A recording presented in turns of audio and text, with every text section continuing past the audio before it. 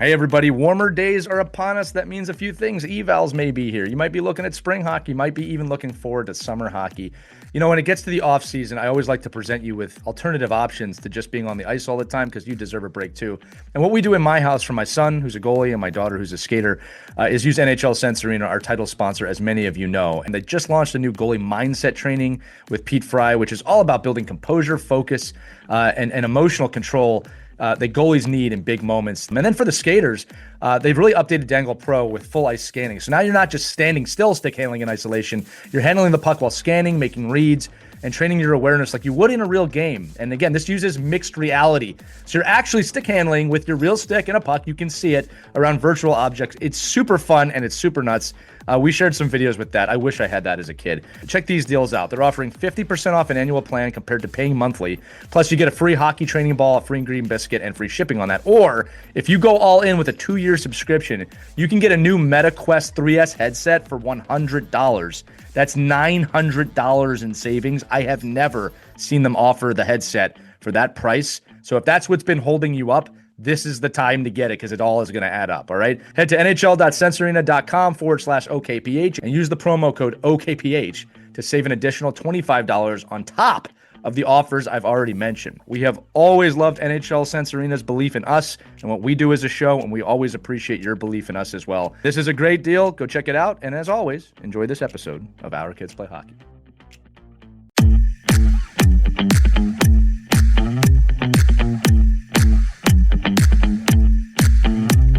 Hello, hockey friends and families around the world, and welcome to another episode of Our Kids Play Hockey. I'm Elias, joined by my co-hosts Mike Bonelli and Christy Casciano-Burns. And our guest today is someone who embodies what it means to play the game with heart, grit, and joy. And he happens to be one of my favorite players. Scott Hartnell is joining us today. Over a 17-year NHL career, Scott played more than 1,200 games, scoring over 300 goals and becoming one of the league's most respected power forwards.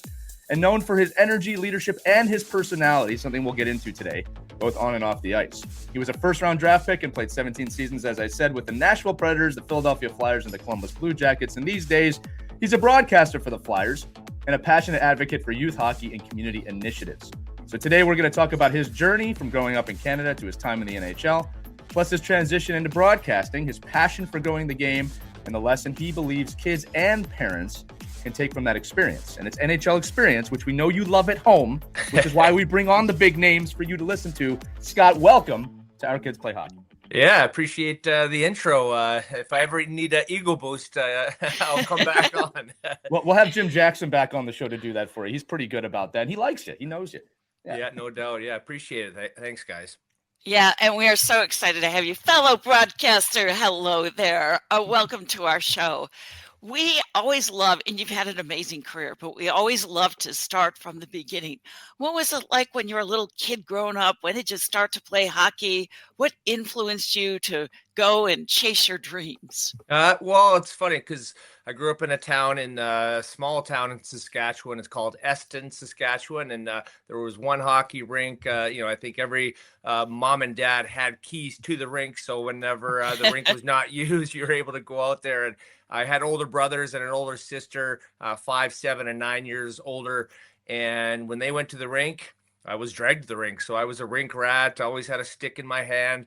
8, 9 months of winter up there, it was, pretty common for, boys and girls to play, hockey. And, I remember my mom was telling me stories when I was, 2 years old. I had the double blades on, just kind of strapped to your shoes, right? And you kind of just chopped around the ice. And my mom would say, one more time around, I'd be crying, going around again. And once you get the hang of it, transform to one blade, obviously. And just started skating when you could learn how to walk. And that was probably the norm, in a lot of small town, across Canada and US. So that was my intro into hockey. My first ever game, I remember I was 5 years old. I think we were playing 7-year-olds, I think, and we lost 45-0. And I got the puck across their blue line one time, and I was looking at my mom in the stands like, oh, did you see that? I got in the offensive zone. So not the best start, for the first game, but just fell in love with it, right from the get-go. And obviously it made a great career, made lots of money and live a great life, and, very, very fortunate. I'm always intrigued by the younger sibling, opportunities that you have, when you're growing up, and maybe like in a town like where you're from, just talking about that community, just feeding off of, that time in Canada and growing up and the influence you've had as a youth player to drive a lot of, obviously the passion that you have in the game. Can you just talk a little bit about that sibling, and I'm sure even the people in your own town felt like siblings, right? It was such a small place that you got to compete, and it didn't matter what age was on the ice. You were out there competing all the time. Can you just talk a little bit about that, how that influenced maybe, your ability to just continue to love and grow the game at a very young age? Yeah, I was always chasing them, right? If they were out there playing street hockey, I was out there, middle of winter, freezing my butt off. If it was in the basement playing knee hockey, I was the goalie just getting peppered with shots. And then, every kid loves a hockey fight. So I was getting absolutely pounded by my older brothers. So that's probably led to some of the toughness in my hockey game. And yeah, my one brother was a smaller kid, and he played actually Colorado College. Got a scholarship there in D1. He was more of a fancy player, more of a skilled player. My other brother played at Michigan Tech in Michigan, and he was kind of more of a tougher player. And so I saw the fighting from my one brother, kind of the goal scoring from my other brother when they played junior hockey in my hometown, and so kind of combined both of those, I guess, if you will. And I was a little bit bigger than both of them, so I had the size when I was a younger kid as well too. So that helped to kind of progress your trajectory as a younger kid. But they pushed me, and and they weren't jealous. When I made the NHL when I was 18, they were my biggest fans. So had a great household, great parents. All through my career, when I, was a young kid, when I moved away when I was 16 to play Prince Albert Raiders in the WHL, just, they were always there to watch, support, talk, whatever it was. They were wonderful. Yeah, Scott, we got to talk about that. And you mentioned it, making the NHL as a teenager, drafted 6th by Nashville. I can't even imagine how life-changing that was for you. Dream come true. And you were so young. How did you handle that? What was that like for you? It's so different than today's game, right? Where everyone, when they're 13, 14, they're watching hockey highlights, right? There was no NHL network, a TV show where you could watch all the highlights like my son does now, right? It was if you caught the game live, that was basically about it, right? And you just kind of were just in the moment. You weren't thinking about 2 years down the road or 5 years down the road, or, am I going to play against Joe Sakic, my idol? It was just like, I'm making this Prince Albert Raiders team when I was 16, went into camp and just did put my head down and, hit and fought and scored and made an impression. So I wasn't really thinking ahead what I'm going to do. It was the here and now. And that's, kind of how I look at things now, right? I'm enjoying my kids at a young age. I, just love going for dinner with when it's me and my wife, right? It's kind of, I'm not looking ahead at this or that or the other thing. It's so yeah, when I was getting drafted, and you'd read the newspaper, there was not hardly any internet, back in 2000, I guess, and it was, I was rated, I think, number 5th overall in the draft, and obviously my agent's like, okay, we're going to go to Calgary for the draft. And I was like, well, is this really going to happen? You're having all these interviews with different teams and whatnot. And I ended up going 6th overall to Nashville. Wow. And I was like, okay, this is kind of cool. Like, I didn't, unbelievable. No big deal. Yeah, it was wow. And people didn't really, back then, like my buddies in school, they're like, that's awesome, man. Like, hey, let's go play 21, in the driveway, or, let's go do this, or let's go to a movie or whatever. And it wasn't, it wasn't like the hoopla, I think, as it is today. So I was, very, very grounded, from my parents and all that kind of stuff. And, when I went to Nashville, I went to rookie camp first. I signed a contract in in Traverse City. And, you get I think I got a $500,000 signing bonus, and I had no bank in the States to put it in. So I had, no money. Our parents didn't have money. I think they gave me, $200 or $300, and, I had a debit card for my Canadian account getting charged, an extra service fee when you use that. So it's just looking back, I was so naive, so young, and you learn as you go. And that first year as 18, I, not great stats, but I learned how to be a pro. And I think that kind of, led to, kind of my career growing and evolving, I guess. It is a different era, no doubt about it, right? And I think just the fact that you're saying, like, when you got drafted, probably the only people that you got drafted are the people in the room. Right. It wasn't like, it wasn't a flashing point on Sportsnet or something that, so it happened. So, but there are similarities, right? So there's a big similarity. We're seeing, especially in the NHL and obviously the organizations you're with now, that, their players are entering the league earlier and earlier, and they are teenagers. I mean, what advice would you give, knowing like that experience that you had outside, like the social media and all the hoopla that goes along with it? But, you made a great point, like staying grounded. I think any player, whether they're going from, a subpar 15-year-old team to a AAA team or a better program, what advice could you give to a player that's jumping in competition like that, like going from like an unknown to all of a sudden being, the player in the room? I think, for me, do what got you there. Don't try and be someone you're not. Don't try and, if you play with passion and you hit and you're looking around and the guys beside you are toe dragging and all this kind of stuff, the fancy stuff that everyone teaches now, don't do that. If you have it in your game, and there's a chance to do it, just you play your style of game. And, I never really got, I think probably the most skill I got was probably my last year in Nashville when I was playing with Phil Forsberg, and he would do all these fancy things with the puck and, the Michigan and all this stuff. And I was trying it. Roman Josi as well, his puck protection and stuff that he did. I was watching him and trying to put that in my game. Didn't happen my last year, but just the skill of these guys now are unbelievable. But, just if you're, everyone is very skilled nowadays, right? When they're 12, 10, 14, 16, and in a team game in the NHL and the AHL and D1,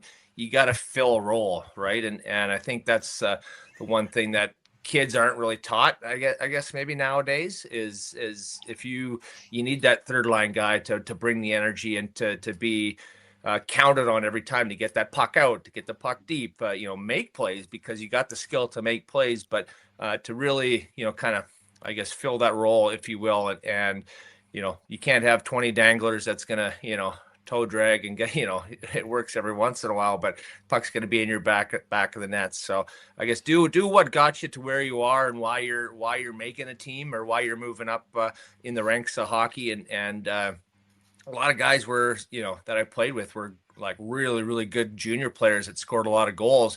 And, maybe on a good team, there's no room for you. So you have to adapt if you want to make the NHL too. So I think adapting and kind of your role is a big thing nowadays too. And some people can't do it. And that's why they won't have a career, or whatever in hockey. And some people can and end up thriving. Scott, I love that you're bringing up the roles. I got a half page of notes already. And it's so important, like you said, and I'm going to reiterate it, to kind of understand what a role is. First off, I think that's one of the things with youth athletes we don't do a great job of explaining, hey, roles matter. Roles exist. Mm-hmm. And then the other thing too is helping kids, and follow me here, everybody, is understand what your role is. And I'm going to say right now, because in youth hockey, it can change quickly. Sure. But find out the skill sets that you're good at, explore them, build upon them. But it doesn't mean you invest everything into the one skill set. You want to grow your game. But I have no problem with youth teams, even the younger youth teams, especially in the middle of the season, explaining roles and doing it in a positive way of, hey, you're a great puck mover. You're a great skater. You can score. I think it's okay to explain to the team, let's figure out how these roles can work together so we can be successful. And I think there's pushback from parents of what my kid needs to be the goal scorer. My kid needs to be this. Yeah. And the truth is, look, that if I wish that was realistic in life, but that's just Right. not the way it works. Right. And there's nothing wrong with your kid being a playmaker. There's nothing wrong with your kid being a important third line grinder, right? Right. Now, And it may take time for them to find that role too. for sure. And, Yeah. and I was also going to say, Christy, that everyone needs to play in youth hockey. Like we talk about that all the time. It's not like pro hockey where you're on the third line, you don't play. Mm-hmm. It's, I remember one team I was on, I was a higher player selected to the team, and I ended up being the third line center on that team. But the coach did such a great job of explaining to me, you're a defensive line. You shut down their first line. So in today's day, when you see a third line player, you think, oh, they're bad. And this guy made me feel like the most important player in the world on this. Yeah. I was playing the top lines every night, right? And who cared that I was the third line? So I just think, and I was 14, 15 when that happened, just for context. This is like when I was like 19. Right. So Scott, I just love that you brought that up because I think it's really important, right, that coaches do that. Go ahead, Mike. I do have a question, Scott, because you brought it up and just about the roles of players. And we talk about that a lot on the show with a lot of certainly NHL players, but any development coach that's struggling with finding ways to get kids to understand that your role is not always going to be the role throughout your career the same. So could you talk a little bit about the transition from when you were at Philly and you were with Nashville, and you talked about all of a sudden you get younger guys, you're getting older, guys are getting younger. How did your role change, and maybe how did you handle that? How did you mentally put yourself in a good place and say, hey, I can embrace this role, and I know what my role is, and I'm going to support the guys that maybe are doing things I used to be asked to do.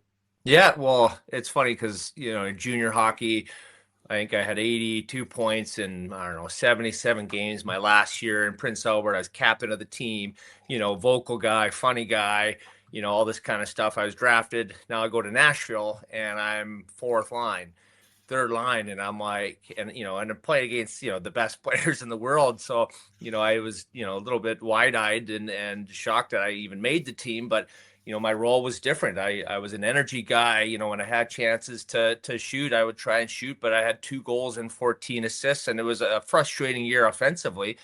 So that summer I worked on, my shot, kind of stick handling, obviously speed to get faster, to create more opportunities, and put in a lot of work those first couple off seasons to grow into my body, because I was 18. I was still growing. I was still changing.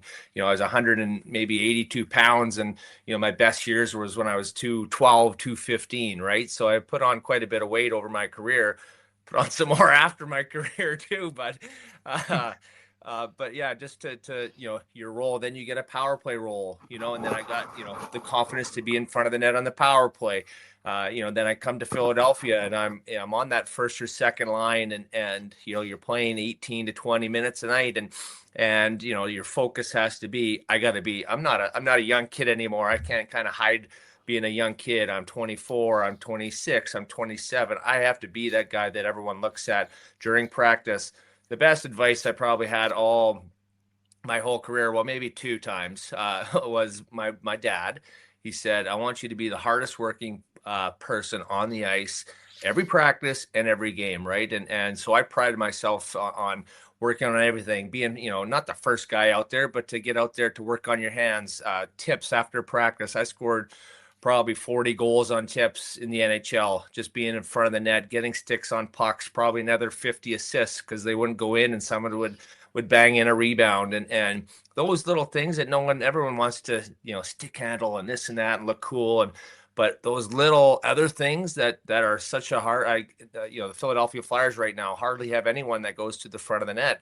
That's why their power play is bad, and it's frustrating for me to watch. I'm like, I could strap on my skates and take a couple cross checks and make $1 million again. Some of us wish you got was saying. Yeah, and when I was to rewind, when I was 18, 19, I took an older guy spot, right?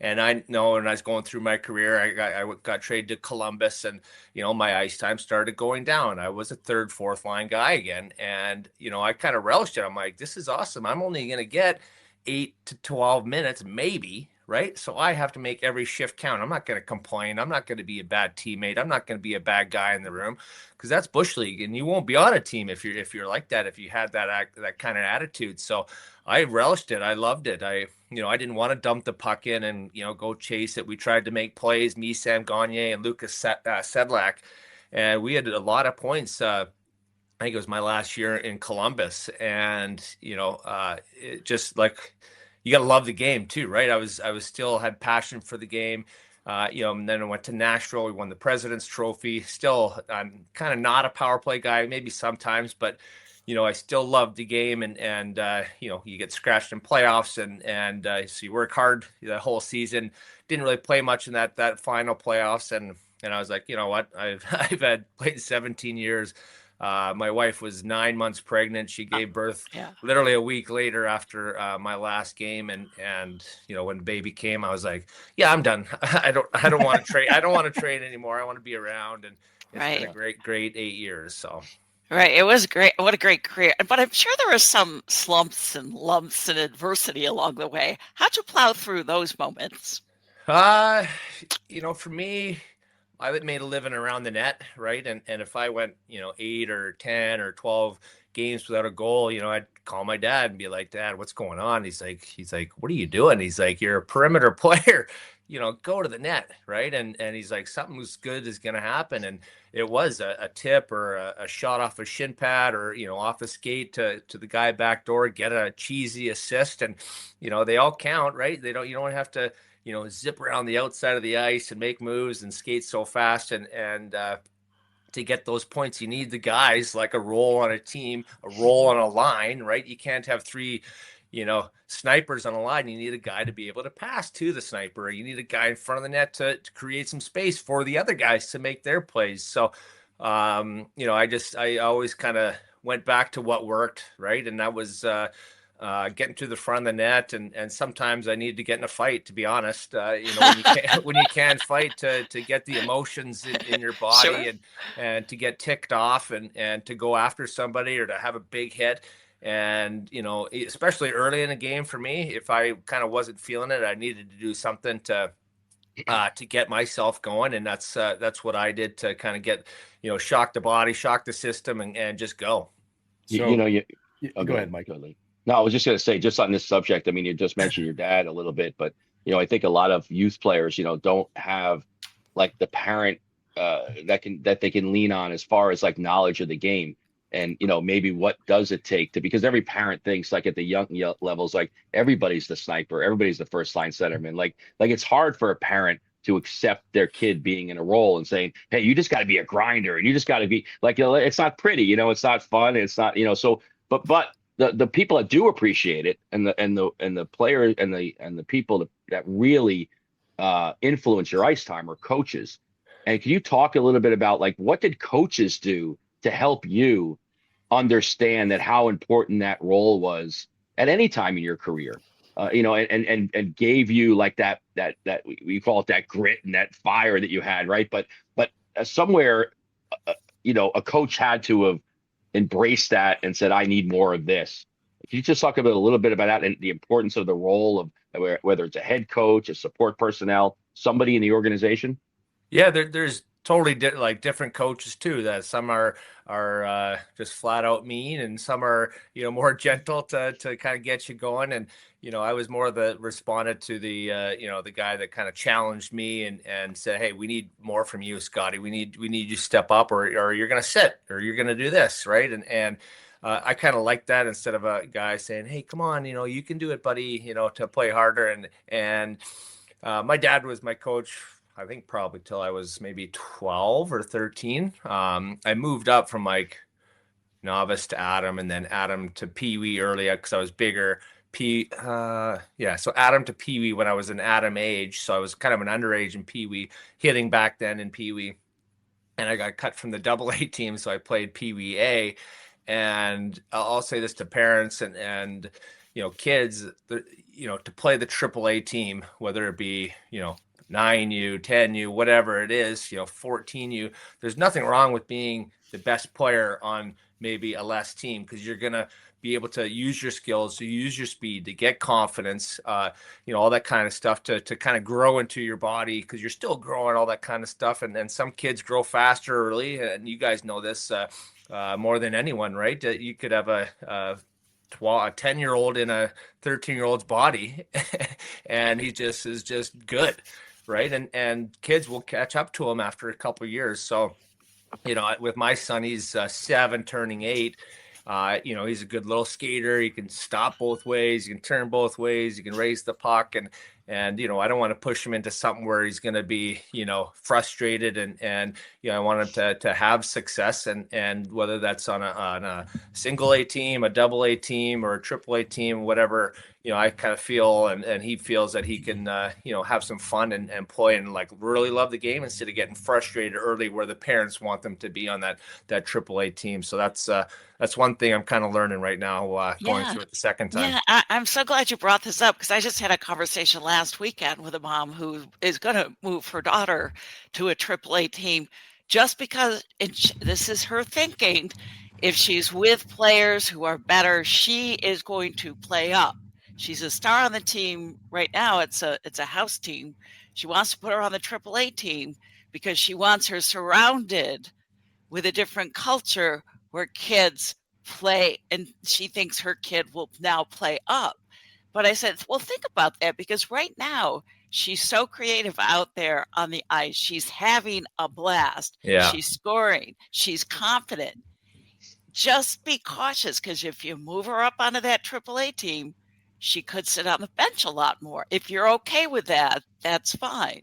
So, yeah, parents wrestle with this all the time. I see it, Scott. Yep. Well, and I'll say too, I've always said that it's got to be a balance. You've got to have, we call them development years and confidence years. Yeah. Right? The years where you're one of the top players on the team and you're able to be creative and be confident.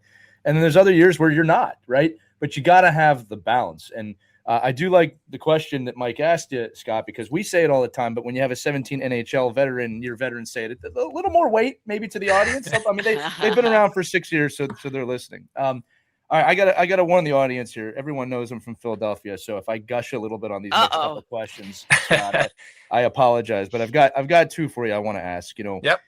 Philadelphia market, you know it well. Obviously, you returned to be a broadcaster. Not the easiest market to crack.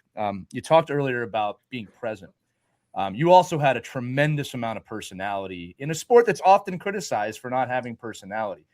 I want to first ask you about where you believe that came from. Was it organic? Because you connected with the Philadelphia fan base incredibly well. All right, which again, it's not as easy to do as people think. Right? Really? Can you comment on that? No, it's not as easy to do as you think. Yeah, no, I thought I had to be quick-witted because of my brothers and we were a family of fun, right? It wasn't serious and all that kind of. There's a lot of discipline in our family, so you can have the fun, but you got to have the discipline as well, and you got to know where that line is. I probably crossed it many times to my mom and dad, and you learn, right? Sometimes you learn the hard way, But yeah, coming into Philly, it was. You're at a new team, you got, new teammates, you're trying to, figure out where to live, how to get to, to the rinks, for Pete's sake, you know what I mean? On the interstate. So, kind of now I'm used to obviously this area, but, sometimes it's scary driving. And when you got 4 lanes zipping this way, you got an exit all the way to the right, you're in the left lane. But for me, it's just, just being a good human, number one.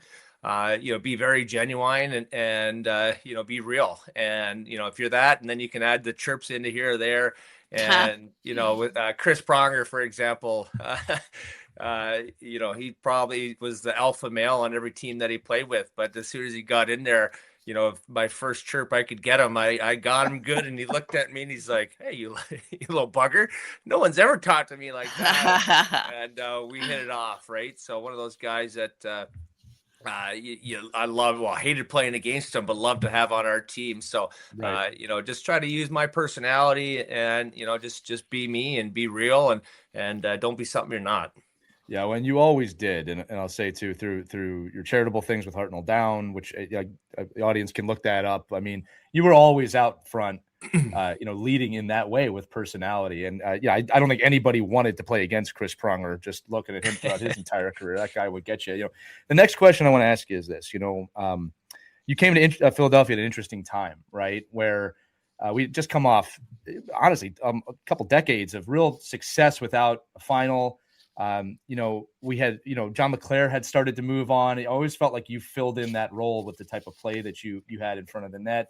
But what was really amazing about that time, Scott, is the team was in a lull when you arrived and got very good very fast. So I'm interested in what happened to get that culture to a Stanley Cup level, right? What happened to get that team bonded so quickly? Like, can you give us a view into that locker room, into how a team that really was coming off one of their worst seasons in history started to become one of the best teams in the league again? Yeah, Paul Holmgren, I'll give him almost 100% of the credit. When he traded for Chemo and I, he was telling us, he's like, hey, we're going to sign a couple more UFAs. The other guy was Danny Briere. He brought in him. He goes, I got a trade worked out with Edmonton to bring in Jason Smith and Joffrey Lupul. And, you look at those players that all relatively, young. Danny B, kind of middle of his career. Jason Smith, Gator, we called him, a veteran. He was the captain that next year. Right. And you bring in those guys and you had Mike Richards and Jeff Carter and Umberger and those guys. Those guys were great young players at that point in time that were kind of on the up and up, very much so. So it was kind of one of those things. And one thing we did early was a team bonding trip. We went out, started our season out in Vancouver, I believe, and went to Whistler for a few days before the actual game and just had some fun. We went out, we had dinners, some guys played golf, some guys went to the spa. It was kind of a fun experience for me and talk about like tough times, Christy. I think I didn't score in the first like 20 games of that season. I got a big contract. Yeah. I got a big guy. yeah, got a big contract, and I was a lot of pressure on me to score. Our team was doing great. Danny B had a great start. Chemo was unbelievable. All these other guys were playing great except for me. Oh no! And I scored my first goal. I think it was in Carolina. It was an empty net goal, and I'm like, finally, monkeys off my back. I can go play. The next game, I scored another empty net goal. They're like, Hartsey, you're going to get 20 goals here, all empty netters. And, it was kind of fun. And I was, had fun with that for a little bit. And I ended up with 20 some goals. But yeah, just one of those plays, where you feel a little bit of pressure. And first time I probably felt pressure of a contract to go out there and play. And after that, it was just, I settled in and, new city and, trying to impress the fans and, trying to play my game and couldn't figure it out for a month or so, but, ended up settling in quite nice here in Philly. Yeah, I'll say too, builds diamonds. We know that, right? Yeah. It's tough to go through, though. I was working at the NHL when you arrived, and I will never forget this. I'm not even sure if the players were aware of this, but the Flyers make these start of season videos. Yeah, kind of hype the crowd up, and I'll never forget it. I don't know why this one stood out. 300, the movie 300 had just come out. Yeah, and they did this amazing intro where they the CGI would make you laugh today, but they literally show the team kind of being built. And I remember as a hockey person, but really as a fan, feeling the change, like feeling the culture change, right? So I love that you mentioned that you kind of went on a team retreat, a team bonding trip. But I'm going to say it again, that you guys rose up so fast. What was unique about the leadership and the culture in that locker room? Because again, look, every team that's not doing good is rebuilding, right? They're doing something to rebuild. I mean, that was instantaneous from a fan's point of view. What was special about that group? It just had fun, right? And winning, equals fun, Yeah, right? If you're losing hockey games, you're miserable. Your home life's miserable. Everything is bad. You probably get a ticket on the way to the rink because you're speeding or whatever. And just everything is bad when you're losing. And, for us, power play was good. For probably 7 years I was here, it was one of the best, or if not, top 5 for sure, power plays in the league. And I was on the power play, and it was fun. You had a chance to get points, make plays, whatever it is, in a positive way every night. And when you have that group of guys that all have that mindset, hey, I'm going to do something for this team. We had tough guys on that team where the one year, how many suspensions did we have, right? With Bollery and Cote and Randy Jones, I got suspended, and it was like, we were the bad boys of the NHL. And it was just, something that we, didn't laugh about if guys got hurt, but we thrived on being those kind of villains, I guess, if you will. And like you said, we lost in the conference final that first year to Pittsburgh. I think we lost the next year to Pittsburgh, and the next year we were in the finals. So just crazy how the hockey works, and the breaks that you need to be successful, and everything that goes along with it. It was a wild ride. Yeah, those Pittsburgh teams had a couple good players on them. Yeah, no doubt. Yeah, go ahead, Mike. Yeah, I was just gonna say, it's really it's amazing to me that when you look at the NHL, like everyone in the locker room and every NHL team is a leader. Like they wouldn't be there. Like they're the top of the pyramid and they've all been captains. They've all been the best player on their team. They've all been goal scoring leaders and everything. With the teams that you've seen leadership, blossom and to what Lee's saying so quickly, what do you have to do as a leader to open up the room so that everybody feels like they're a part of that process? It's not just one guy in the locker room rah-rah and grabbing somebody and being physical, right? I mean, it has to be a collective effort. And I think, do you think the difference of like successful teams that can happen quickly are because everybody takes the leadership role, or is there one person that's driving all these big, huge personalities? Yeah, I think you need to have some different personalities. I don't think you can have, everyone saying something all the time. Like you get sick of hearing, 8 guys talk, right? And when some guy that doesn't really say much steps up and lays into somebody or lays into how we're playing, it's kind of shock and awe, right? It's like, oh my God, I didn't know the guy could talk like this. And I've had many instances of that throughout there. But, the biggest word for me, in the hockey world is accountability. If you're not playing up to your standards and even raising the bar, we've had slogans in teams and locker rooms, raise the bar, raise the bar, raise the bar. And if you're not raising the bar with yourself and being accountable to yourself, you might as well not be playing, right? If you're just kind of in there, just going through the motions and, not getting better every practice, not listening, kind of complaining behind the coach's back, blah, blah, blah. You're doing a disaster, a disservice to the team. You're kind of, I don't know, being a bad guy is the right word, but just, not being a good teammate. Right. And, for everyone has a role, like we just talked about earlier about on the ice, but, in the dressing room as well, making sure everyone is involved, everyone feels included. That's huge for me because I was, a big team guy. Yeah, I think that's so important at the youth level, right? That I think kids forget because we're so isolated. At the youth level, it's like the kids go in the locker room, they have their teammates, and then they leave, right? And then mom and dad are in the car like, oh, can you believe Scott said that? Or the way he played, or I can't believe he didn't pass the puck to you. Like, so that's huge. That's a big, like, I mean, it happens at the NHL level, right? It's dads, it's agents, it's wives. Every single fan yelling to shoot every single fan. So you make a great point about that accountability piece, because I think it's something that a 14 and 15-year-old can really embrace, that, if you are a leader in the locker room, how important it is for you to look around and say, well, I got to make sure that everybody in this locker room feels like they can say something and be somebody on this team. And then not just somebody that's coming out there, they're the fake penalty kill unit, and then they don't play. Like, you got to find a way to get everybody to be in that situation, Mike, in that room, to fight for each other. Let's expand on that, Scott. I got a good question for you. You're a parent now. Like, you feel what parents feel, right? What's the parent's role in helping the kid experience that, even if it's to do nothing? Because look, Mike said, look, I always like to say this to the audience.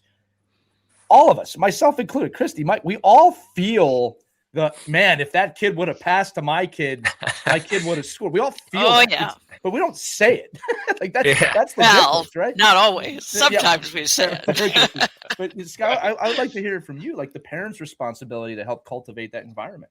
Yeah, no, I always, after games, I'll be like, hey, what a great pass, Wesley, there. Like, or, you show up and could you seen that pass over there to that guy who was open or, whatever. And he's like, yeah, Dad, but I could score. I'm like, well, there's nothing wrong with passing. I used to, I used to love to pass, or a guy, the last defenseman, trying to make a move and, gets it turned over and, they score a big goal. We're down a goal late and kids come off crying and you're just trying to deal with all these emotions of these 7-8 year olds and you can't point fingers. You can't be like, oh, that was a terrible play. You just try and you be as gentle as you can and you say like, oh, if you chip it off the boards here, use your speed, you're going to go in and get that puck and you're going to be able to make a play to your teammate.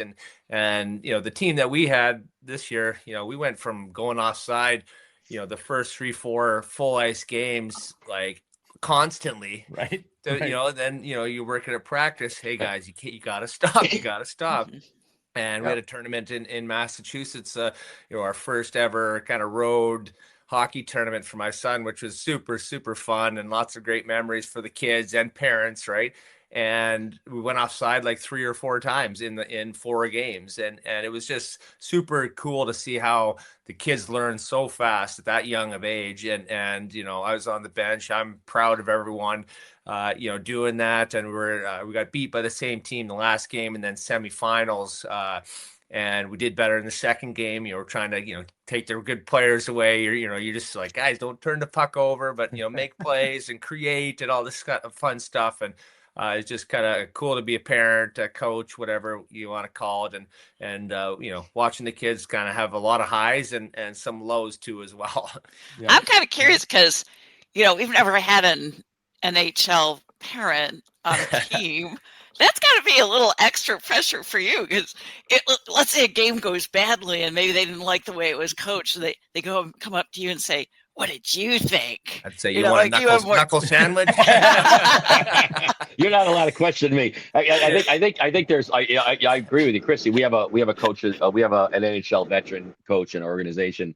And I overheard a parent saying something about, well, he doesn't take the whiteboard out enough. I'm like, okay, let's step back a second, and why don't we watch practice for the last 25 weeks and see, what they're like, what's the verbiage they're using, what's the tendencies they're giving the kids. Scott talked about a little earlier, like it's all the little nuances of the game. It's not the kid that can, go around a cone and toe drag and rip the puck up the top shelf. It's what can you do consistently, and I think that's where you get guys like Scott. I mean, that must be so like fun for you, like to watch the evolution of a player, like from like you said, like everybody's up in arms, like, oh my God, they're never going to learn how to play a full ice game because they don't know offsides. And in like 2 days they learn offsides. So I think it's like more, it's something where, it's all perspective, right? Yeah. For me, it's, head manning the puck, using your teammates. I was, I wasn't taught the skills that these kids are taught now. You're taught to pass, give and goes, those kind of things, protect the puck. That and for me, like, to not go offside, it's because the guys were passing to the guys ahead of them who had more speed, right? And not turn it over and having your goalie trying to make these saves is to chip it off the boards or to pass it earlier before someone gets on you. So little things like that, and just repetitiveness of it as well, right? You want guys to be able to create things and try a move here and there, but when it's done over and over and over and it's the same result in a negative way, you got to talk to the kid and try and talk to him without making him upset or mad or whatever. And the kids have been great on our team, and it's we got 2 full ice games here this weekend as well. So in Voorhees, so I'm looking forward to those, and it's just been a lot of fun. I can't.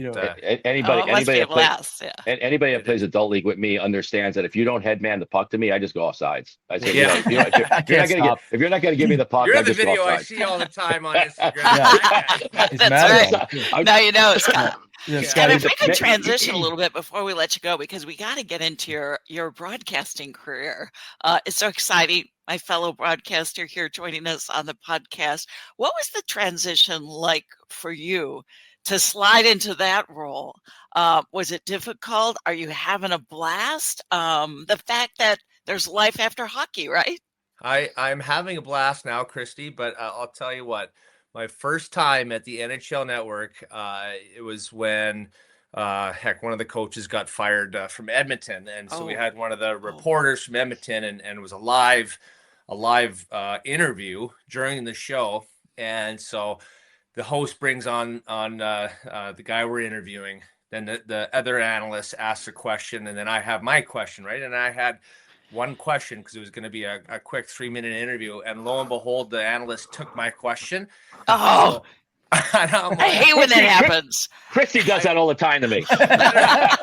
but literally, I was more nervous for that interview than I Sure. was for the Stanley Cup Finals against the Blackhawks. Oh my in gosh, 2010. what a And great I'm story. like, so I'm like, so how do the guys feel? Like I On your didn't feet. I didn't project. I was so nervous, and then the producer's in my ear. He's like, you have to be a little bit louder when you're talking, and I was like, we But he go stole around my again. question. Yeah, I'm like, I don't have another question, right? Like when I'm not on camera, I'm like, I'm done, And so, anyways, we finished that. We go to break, and I'm like, dude, you took my question. We talked about our questions beforehand, and I'm so nervous. And they're like, okay, it's your first day on the NHL Network. So I was like, I'm done. I'm not doing this again. And Oh, sure. and went back like a few days later, because of your schedule, and felt a little bit more comfortable, and then a little bit more comfortable, but I still get the nerves. So I think that means I like it, right? Like where Yes. I did color yesterday, the Caps Flyers game, and you get nervous. You're trying to figure out their numbers of guys and names and some stories. And our guys' power play has been bad, but they scored a big power play goal late. You're trying to put your color on the game, right? With Jim Jackson. And I enjoy that part of it. The pre and post is fun with Al and Ashlyn that we have. So I went from almost quitting after the first day, and kids, don't quit. Put your head down, keep learning. And I feel a lot more comfortable, but I still have those nerves, which is a good thing. That's good. I still get nervous too every time I get up on that set and I have to broadcast live to our viewers. But that's good. I think it keeps you on your edge. Yes, it does. I don't think this is Lee's question, but I'll take it. I can mute the mic. I have control over your microphone here. Just remember. I'm just wondering, Scott, as an ex, as an NHL alum, and now you're like doing color, right? And then now you're in a position where you have to critique players and what they're doing right and wrong. I mean, how do you feel like how do you go about your business, understanding nuances of you could call everything out, right? I mean, every single shift there could be something wrong that a player does, but how much pressure do you feel, or like how do you work it as, because it's different from just some guy sitting up in the stands, critiquing a player, to somebody who's played the game, understands like how hard it is to be on the ice and do these things. Like do you find it's difficult to critique current players, or and how do you juggle that? I would say constructive criticism, if you will, where you're not, just blowing up a guy just for no reason. My mom always said when she would watch our games when I played, if they only got like the Pittsburgh feed, right? And, I went after Crosby or Malkin, and they're like, oh, this Hartnell's a dirtbag, blah, blah, blah. Yeah. She always said, Scott, somebody's mom's watching. Oh, I love that. I thought that was great advice, right? So it was, you gotta be honest, right? And if there's a play that somebody did, a bad turnover, or took the harder pass instead of the easy pass up the wall, flubs it, they go down and score, you gotta call a spade, right? You can't sugarcoat around that stuff. And then he does it again. You don't want to be too hard on him, but you gotta be honest, and when he makes a good play, you bounce him back up, you build him back up. So, for Flyers fans, it's kind of been one of those weird years, right? With, kind of Matt Michkov, how he came in and you could tell something was going on. He released a statement in November, I think it was, that he just a little out of shape and just kind of hasn't found his game, which is not okay, but it is okay at the end of the day, because he's going to learn from this. And Danny B had a great comment where there's ebbs and flows in a career. They're not giving up on Matt Michkov. Everyone knows that he can make some sick passes and make plays, and he's got a great shot, and he's got that high hockey IQ, especially offensively. He does, and he's going to build into a really, really, really good NHL player. And, I'm not too worried about it, but, kind of the first couple months, you're like, whoa, what's going on with this guy? So one of those things where you got to walk the line with fans talking about him. And, fans have all their sorts of, they think they know it all, but, sometimes I think I know it all too, and I'm totally wrong. So it's a fun little place to be and to talk about it. Well, I'll say in closing here that, when I was a kid growing up, Scott, Gary Dornhofer was in your seat as a color commentator. And I remember my father saying, you should really listen to him because he's really breaking down the play as a youth hockey player. To echo you, this is not like we had the internet back then.